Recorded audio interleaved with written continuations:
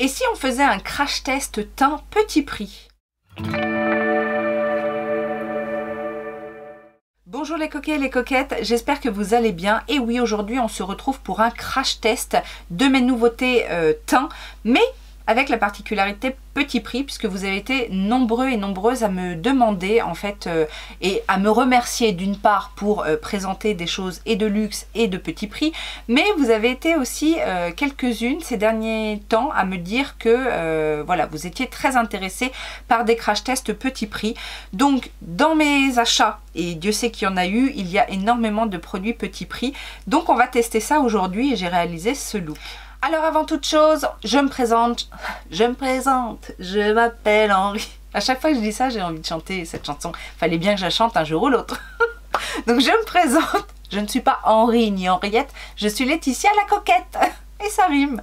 Je suis une passionnée de make-up, de cosmétiques en règle générale. C'est un petit peu le sujet de cette chaîne. Donc si ça t'intéresse, je t'invite à t'abonner, à enclencher la cloche des notifications et à me rejoindre sur mes réseaux sociaux que sont Facebook et Instagram. Tu as les liens en barre d'informations. Ouh, mais tout ça, ça rime. Je suis une poétesse. Poétesse de la beauté, bonjour. Bon allez, j'arrête mes bêtises et on va parler maintenant des produits qu'on va crash tester et avec lesquels j'ai fait ce look. Vous avez bien évidemment vu que je n'ai pas été raisonnable ces derniers temps en termes d'achat. J'ai acheté beaucoup de choses, du luxe, de la marque Indie, mais aussi des petits prix. Et donc du coup, pour réaliser ce look, alors on va se concentrer sur le teint aujourd'hui, mais j'ai ressorti les derniers produits dont j'ai fait l'acquisition pour faire un crash test. Crash test, premières impressions, parce qu'il y a un ou deux produits où j'ai déjà un petit peu testé. Alors le programme c'est quoi? On va parler de la base Impossible de chez Wet n Wild. J'ai appliqué le fond de teint de chez Adopt, le Cover Plus. Et au niveau de l'anti-cerne, mesdames et messieurs, vous me l'avez tellement réclamé, j'ai utilisé le Concealer Sérum Bear With Me de chez NYX. Et les autres produits, ça vient notamment de chez Colourpop pour la poudre de finition. J'ai utilisé le bronzer de chez Lottie London, puisque ça fait un petit moment que je vous dis qu'on va en parler, donc on va en parler. Et le blush de chez Adopt, encore une fois, blush bonne mine, qui donne bonne mine.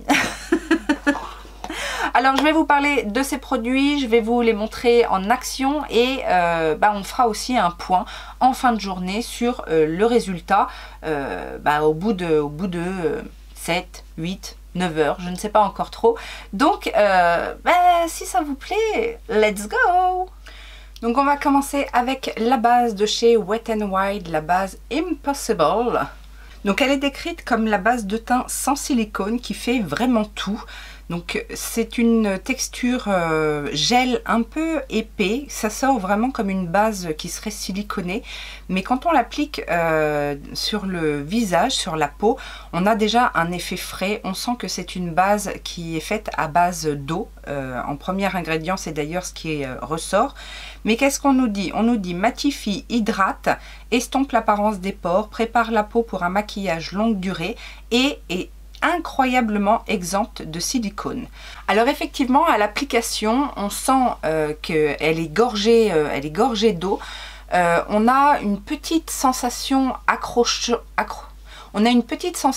accrochante, mais vraiment pas beaucoup, pas une sensation qui colle, et ça j'avoue que moi je préfère par rapport à des bases qui auraient un aspect collant. Là on sent que ça va accrocher, mais ça n'est pas collant. Au niveau de la texture de peau, on sent effectivement qu'il y a un petit aspect lissant.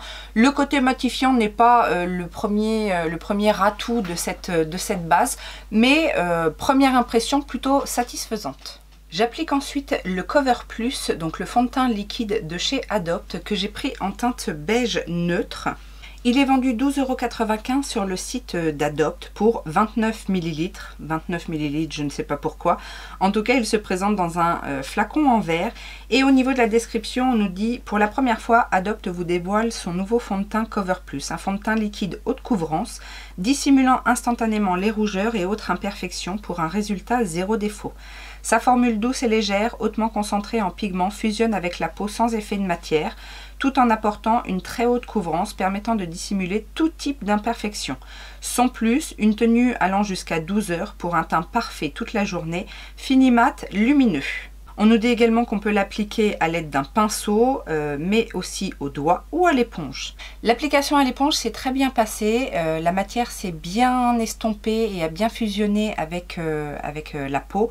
Je dirais qu'avec l'application au pinceau, on a un rendu un petit peu plus couvrant dans un premier temps, mais je trouve le résultat beaucoup plus fondu et beaucoup plus flouté à l'application à l'éponge. De plus, au pinceau, malgré la texture fluide et légère de la matière, je trouve que c'est un petit peu plus long à estomper de manière homogène. Au niveau du résultat, franchement, je le trouve assez joli. Il est assez fin sur la peau, on ne le sent pas trop. Il a bien séché rapidement. Le résultat est effectivement mat lumineux, comme c'était indiqué sur le site. Franchement, je trouve que c'est un joli fond de teint mat. C'est un joli fond de teint à l'application. En tout cas, je ne remarque pas de problème en termes de sécheresse, en termes de patch ou quoi que ce soit. Il s'est fondu correctement. Maintenant, petit bémol, je trouve que pour un beige neutre, il est quand même assez jaune. Je ne sais pas ce que vous en pensez, mais ça dénote un petit peu, surtout avec mon cou qui a tendance à être un petit peu plus rose. J'aurais peut-être dû prendre du coup une teinte rosée, parce qu'il y a les trois sous-tons, hein, chaud, neutre et rosé, mais le neutre tire quand même sur le jaune. Alors ce correcteur sérum de 9,6 ml est vendu 10,50 € sur le site officiel. On nous dit un soin idéal pour votre peau. Les cernes disparues, l'acné et les imperfections masquées. Les rougeurs c'est fini, la peau sèche de l'histoire ancienne, infusée de champignons de trémel, d'extraits de cica et de thé vert, disponible en 13 teintes. Couvrez et dissimulez vos problèmes de peau tout en hydratant votre peau. Une peau nette en un clin d'œil, un fini non crémeux et une sensation de légèreté. Les rougeurs, l'acné, les textures de peau, c'est terminé. Dites au revoir au stress cutané et bonjour à la peau unifiée et hydratée. Une couvrance parfaite avec un fini naturel et homogène. Alors j'en prélève une petite pression. Franchement, j'ai pas fait une pompe entière, hein. J'ai même pas fait, je pense, un quart de pompe pour prélever cette quantité-là. Je l'applique d'un côté au doigt en faisant un petit peu chauffer la matière et en faisant fusionner avec le dessous de l'œil. Et de l'autre côté, je l'applique au pinceau avec le pinceau de chez It Cosmetics, le numéro 7 All Over Concealer. Alors je remarque rapidement que l'application au doigt est préférable par rapport à mon contour des yeux qui, je vous le rappelle, a quelques rides et ridules de déshydratation. Ça a un rendu beaucoup plus lisse sous le dessous de l'œil où je l'ai tapoté au doigt que l'application au pinceau. Après, l'application au pinceau peut faire aussi qu'il y ait un peu plus de matière et l'amas de surplus de matière va venir effectivement plomber un petit peu le regard. Donc je tapote un petit peu au doigt le deuxième œil pour essayer de bien faire fusionner la matière à la peau. Alors je dois préciser que mon dessous de l'œil gauche est celui qui me pose le plus problème, c'est celui qui est le plus marqué. Donc j'aurais peut-être dû faire l'inverse, mais je vois bien, maintenant que le produit a un petit peu évolué, que le dessous de l'œil où j'ai tapoté au doigt est beaucoup plus lisse, beaucoup plus net que l'autre côté. Après, j'ai rajouté un petit peu de matière pour voir un petit peu comment se comportait le produit en cumulant les couches. Au niveau de la teinte, alors je pense que si j'avais eu un fond de teint plus neutre, ça aurait mieux matché. Maintenant, peut-être que la teinte Vanilla est un petit peu claire pour moi. J'aurais peut-être dû prendre la teinte juste au-dessus. Maintenant, ça a fait office d'illuminateur, hein, au niveau du contour de l'œil. C'est pas choquant pour moi, mais du coup si j'avais voulu du ton sur ton, peut-être que voilà. Mais bon, entre le fond de teint un petit peu trop foncé, un petit peu trop jaune et le correcteur un petit peu trop clair, bah du coup ça donne ça, mais voilà, ça fait effectivement office d'illuminateur. Maintenant, en termes de couvrance, je le trouve pas extrême. Alors au niveau des imperfections, le fond de teint a bien couvert, hein. Le fond de teint, il a une haute couvrance, mais pas une couvrance totale. Mais du coup, il a quand même bien camouflé mes imperfections, donc j'avais pas de correction à faire. Maintenant, avec cette couleur-là, je pense que ça n'aurait pas fonctionné en correcteur d'imperfection. Donc c'est pour ça que je l'ai uniquement appliqué sous le dessous de l'œil et également sur la paupière, puisqu'il va nous servir de base. Mais je vois déjà que la texture, qui est effectivement un petit peu hydratante, file déjà dans les plis. Mais bon, ça c'est pas grave, on va poudrer avant de faire le maquillage des yeux. Pour l'instant, le rendu est joli. Après, je m'attendais à ce qu'il soit un tout petit peu plus lumineux, mais en séchant, il a tendance à se matifier un peu, hein. Alors, on a toujours le côté lumineux par rapport à la teinte, donc l'éclaircissement du dessous de l'œil, mais au niveau texture du produit, on est sur un produit quand même qui se matifie en séchant, quoi. Je passe maintenant à la poudre Pretty Fresh de chez Colourpop que j'ai pris en teinte Light 6. C'est une poudre qui se dit être une poudre de finition soyeuse et qui va donner un aspect flawless à la peau qui est teintée. Vous avez plusieurs types de teintes.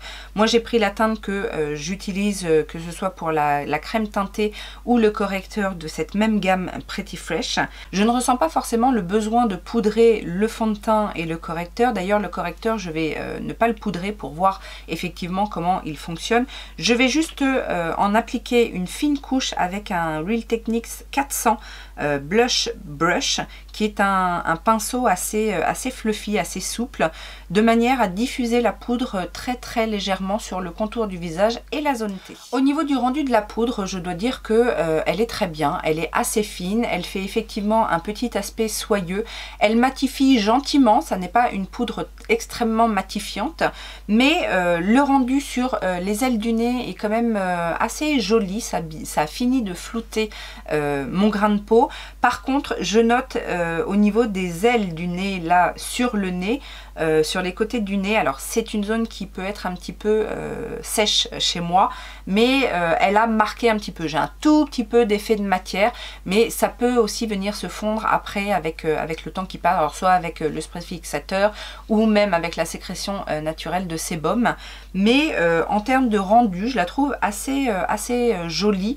Elle a fini de compléter la couvrance. Franchement, au niveau couvrance, là aujourd'hui, le teint il est plutôt pas mal. Moi qui n'aime pas les totales couvrances, on est quand même sur une journée bien couverte, quoi. Je passe maintenant au bronzer et je vais utiliser celui de chez Lottie London. Donc c'est le Sunkiss Coconut Scented Bronzer que j'ai en teinte Sunburst. Je vais le balayer en fait sur tout le teint. Je garde le même pinceau de chez Real Techniques avec lequel j'ai mis ma poudre. Et du coup, je vais venir réchauffer subtilement le teint avec ce bronzer. Alors, il s'applique super bien, il est super fin, il ne fait pas de taches. Franchement, il se diffuse à merveille. La teinte est peut-être un petit peu chaude, mais en même temps, comme le fond de teint est déjà assez jaune, ça fait peut-être aussi ressortir le côté chaud du bronzer. Cela dit, la teinte reste très basique en fait pour un teint light à moyen, je pense. Surtout que là, je le construis un petit peu, hein. J'en rajoute surtout au niveau du milieu du visage. J'en profite également pour mettre un petit peu au niveau du contour de l'ovale du visage et je fais un léger contouring du nez histoire d'avoir cet effet embrassé par le soleil. Eh bien écoutez, ce petit bronzer petit prix m'a l'air plutôt pas mal. Après à voir au niveau de la tenue, mais on a un joli rendu. C'est un semi-mat, il n'y a pas du tout d'éclat dedans, de nacre ou quoi que ce soit. Vous avez vu comme il s'est appliqué comme un charme. Après, peut-être qu'il y a possibilité de le travailler un petit peu plus intensément pour du contouring avec un pinceau beaucoup plus dense, mais j'aime beaucoup le rendu. Et puis, il n'a pas du tout rajouté de matière au niveau de la texture de peau. Tout reste bien fondu. Donc non, ça c'est un joli produit. Je passe ensuite au blush Bonne Mine de chez Adopt que j'ai en teinte 01 Capucine, qui est un joli pêche rosé avec des petits éclats dorés. Alors au niveau du rendu sur le visage, on ne voit pas les éclats dorés. Ça fait juste ressortir un côté lumineux du blush. La teinte est très jolie. Elle est subtile, le produit est assez poudreux. Je l'ai appliqué encore une fois avec un pinceau de chez Real Techniques. Là, cette fois, c'est le Multitask Face Brush qui est assez éparpillé et légèrement biseauté et qui fonctionne très bien voilà, quand on veut poser un blush en effleurement comme ça et de manière assez diffuse. Alors pour ce blush, je dois dire que j'aime beaucoup la teinte. C'est une teinte assez passe-partout. C'est un lumineux mais sans être trop lumineux. Ça fait pas genre blush highlighter en même temps. Ça vient juste capter la lumière. Maintenant, ça n'est pas un crash test. C'est la deuxième fois que je l'applique et c'est vrai que la première fois que je l'ai appliqué, j'ai trouvé que la tenue n'était pas excellente. Après, la première fois que je l'ai testé sans mettre de spray fixateur. Donc on va bien voir aujourd'hui comment il se comporte. Mais en termes de rendu et d'utilisation, il est assez facile parce que même s'il est poudreux, il n'est pas trop pigmenté. Donc ça évite de faire des taches et il s'est relativement bien diffusé et bien mélangé au bronzer et aux autres produits teints. Me revoilà look terminé, j'ai fignolé avec que des produits petit prix. Si vous vous posez la question, je me suis maquillée aujourd'hui au niveau des yeux avec une palette de chez Révolution. J'ai nommé la palette Dinde. Oui, bon. J'ai décidé d'utiliser les palettes qui ont une forme un peu étrange ce mois-ci. C'est la deuxième collaboration avec Friends, donc je ne sais pas si elle a un petit nom cette palette. La palette d'Inde. Ça ira très bien, qui est clairement une palette dans les camailleux de orange, marron, enfin des teintes très très chaudes. Donc c'est la première fois que je l'utilisais aujourd'hui, mais c'est pas le sujet de la vidéo. Cela dit, tout s'est relativement bien passé. Au niveau du mascara, j'ai utilisé un mascara qui est dans ma rotation et que j'aime beaucoup. En fait, c'est un tout petit prix, mais je l'aime beaucoup. C'est celui de chez Essence, le False Lashes, qui se présente comme ceci. Au niveau de l'highlighter, alors c'est une nouveauté dans mes produits, mais je vous l'ai déjà montré en action. C'est encore de chez Révolution, c'est le Eternal Glow que j'avais eu sur Boozy Shop. Donc en teinte, non c'est le Soft Glamour Highlighter en teinte Eternal Glow, qui est cet highlighter légèrement doré qui peut servir aussi sur le corps. Je l'aime beaucoup. Il est très naturel, très fin. Il marque pas la texture de peau. Maintenant, c'est pas un highlighter qui envoie du lourd, mais je veux dire, pour tous les jours, il fait très bien le job. Et sur les lèvres, c'est un produit de chez Freyara. Je vous en avais déjà parlé également. C'est tout petit prix. Ce sont les rouges à lèvres mat que j'aime beaucoup. Franchement, chez Freyara, là, la couleur est très jolie. C'est la couleur 1004. C'est le dernier qu'ils m'ont envoyé. Et ils sont très fins, ils sont très intenses. Ils sèchent très vite. Et ils tiennent relativement bien. Après, au niveau du confort, bon, ça nécessite peut-être un petit baume en cours de journée. J'ai fixé également avec mon spray fixateur de ma rotation, celui de chez LA Girl, qui est légèrement lumineux, mais voilà. Le teint est relativement mat, mis à part les zones de lumière que j'ai créées moi-même avec l'highlighter. Le teint est relativement mat. Tout s'est bien fondu, enfin il n'y a pas de catastrophe là avec le temps que je finisse mon maquillage.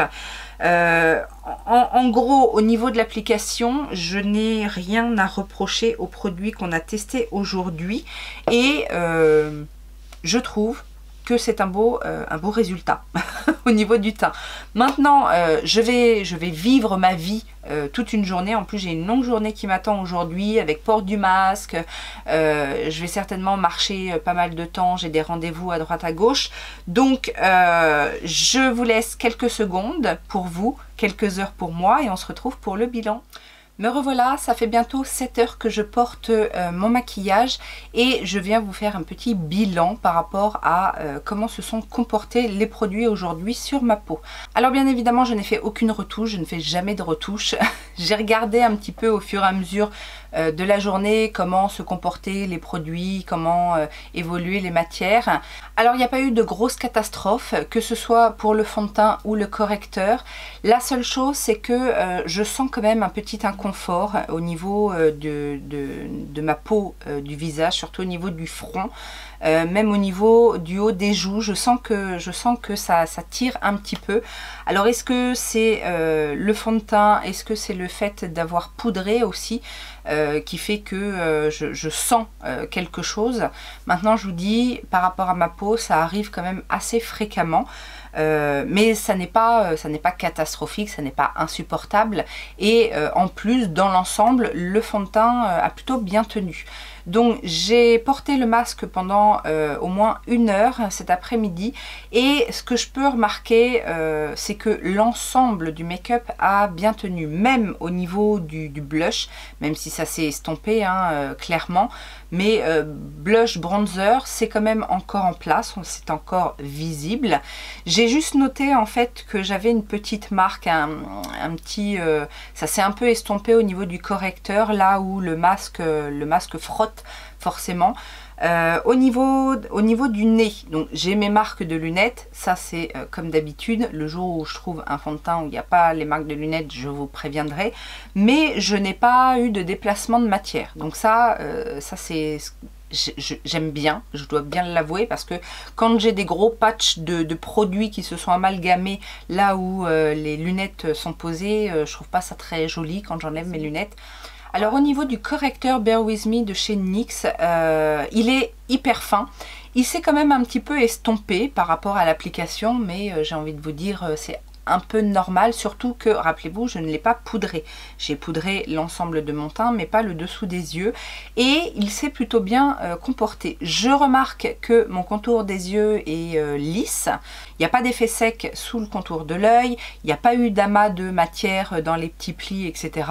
Donc c'est plutôt une bonne chose. Et je sais aussi que le champignon, la trémelle, est un champignon qui capte l'humidité en fait.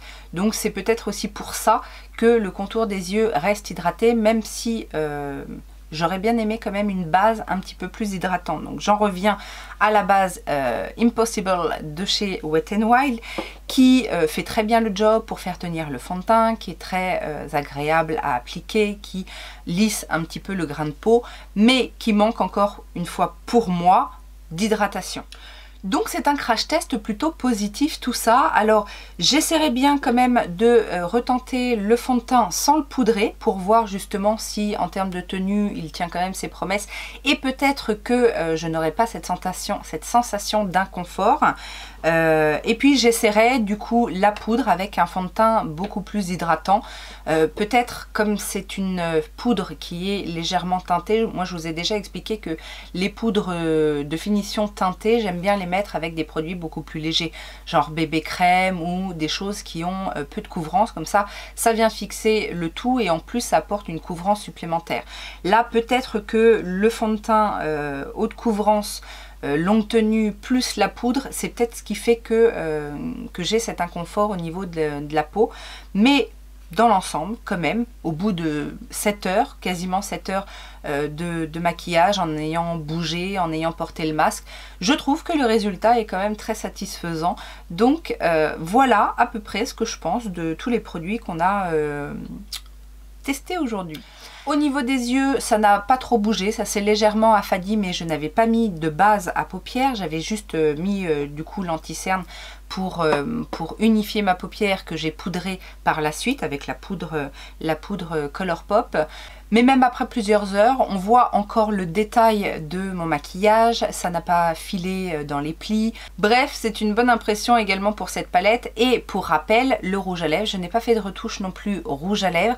La seule chose, c'est qu'effectivement, comme c'est un rouge à lèvres mat, je l'ai réhydraté juste avant la vidéo, de manière à uniformiser un petit peu la couleur, parce que ça s'était effectivement un petit peu estompé au cœur des lèvres, ce qui arrive quand même très fréquemment.